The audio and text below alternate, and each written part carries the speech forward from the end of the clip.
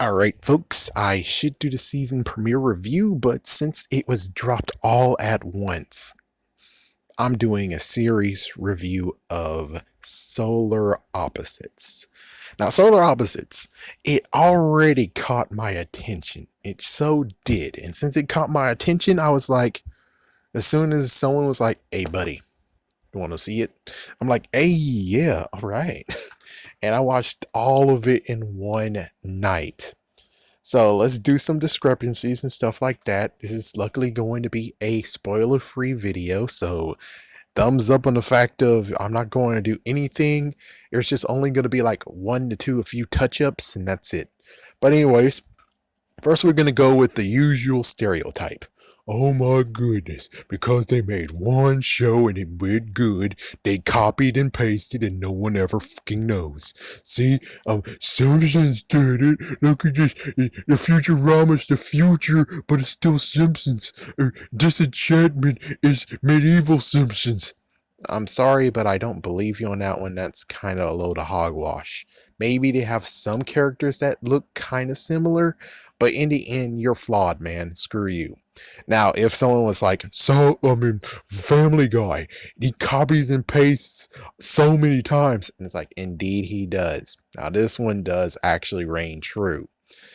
American Dad actually still has the father, but the father's kind of smarter. The mom, but I think the mom this time is the dumb idiot. Steve is Meg technically, and well, they had to change up Haley, so instead of Haley being the dumb idiot kid, she actually is truly a radical. So they changed it for American Dad to fit. That's why American Dad got rebooted. I mean, not rebooted, got actually renewed in another channel. Now, Cleveland show is definitely copied and paste. It definitely is a freaking copy and paste. It's not even freaking damn funny. Now, that one, I was figuring Comedy Central would bring it back since they bought it, but lo and behold, they still didn't do what they did with Futurama. Damn. So, you ask this show, does this show exactly do Rick and Morty, but it changes things? Hell no. This guy actually knows how to storytell. I would say you might have a Rick character, you might, but not really, because the Rick character, even if we want to call him that, he still has insecurities. He still has issues. Now, in the show, we basically have, crap, I don't remember their names, but let's just do this. We got the person who is the technological person, the person who has the plans and everything. He goes by the book. We have the person that's supposed to look after the pupa, which the pupa apparently, and I'm sorry for spoiling some stuff. This is like a little bit of spoiler, but this is the first episode. And either way, you will get spoiled anyways. The pupa was supposed to use to terraform the Earth, and basically he is monitoring it until the time comes where it's about to do it, and that's when the whole world gets terraformed. I'm not going to say what happens to people because that's spoiling. So there you go. Then we have the son. I'm not son. We have the boy, which the boy actually is an assassin in some way, shape, or form. He kind of reminds me of Spider-Man when he had the iron suit and he's like instant kill mode activated. He has that. Sorry for that spoiler. That was kind of a messed up spoiler, but either way, he is a bounty hunter. Of course, he'll have armor like that. And he also wants to check out the humans that are in this show, which I'm not going to say how he does this, but yeah, he does actually take humans for observation. And then we have the girl. In quotations, the girl. Apparently, they can assign genders, and lo and behold, she chose the girl because she thought she'll have advancements and stuff. So the girl, on the other hand, she is the same way, but technically the girl is not really here doing much. She doesn't have an assignment. She's just technically here. Technically the boy is here too, but he does have something to dish out. So as for the episodes themselves, There's so much stuff that happened. They actually did a few things like episode 6. Holy shit. Episode 6 is holy shit. They actually went social justice times 1 million on that. So it's like, oh yeah, you want social justice? Well, there you go. Episode 6 gives you the big thing, especially if you're a girl. Yep, it's like raping a freaking dude. And you actually, it's more like raping like 10,000 dudes. So it's like, if you want to be like, this is payback, well, there you go. This episode 6 is for you. One controversy for me personally in episode 5, and sorry for spoiling this because it does have to be a little bit spoiled. They have to go to school. The two little ones go to school. Okay.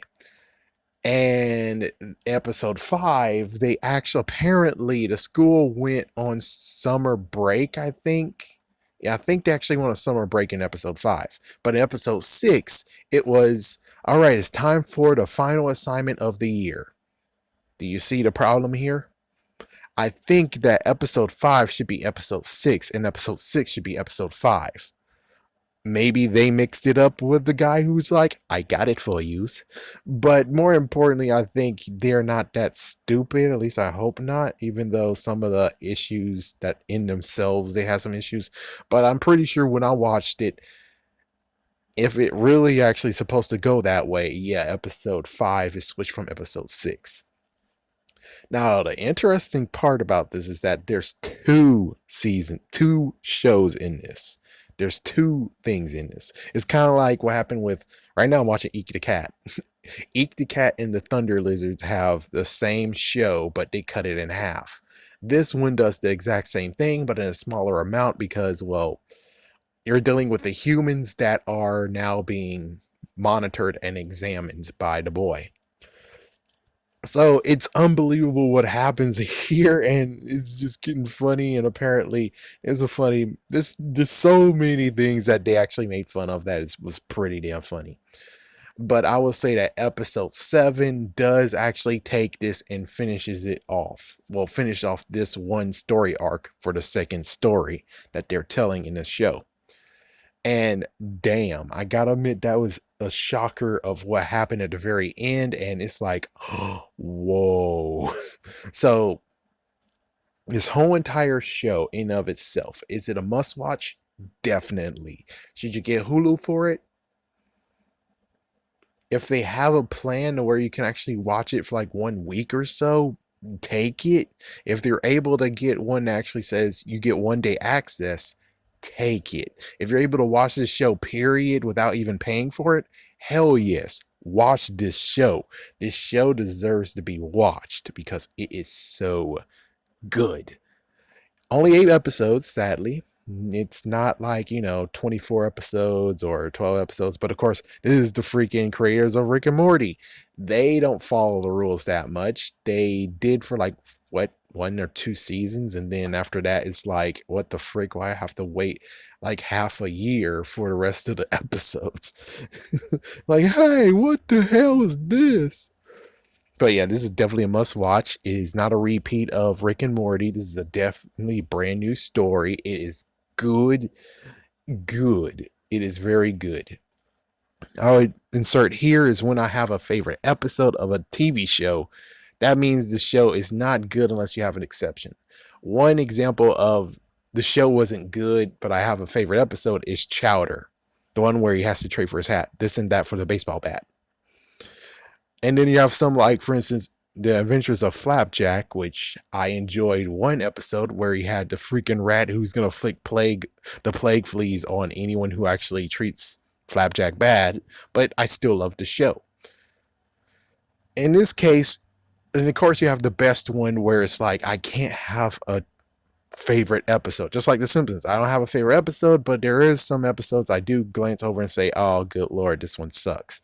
But right now, they have 100% favorite episodes. I would not skip an episode. I would not watch an episode over and over again. I would watch the whole entire series right now.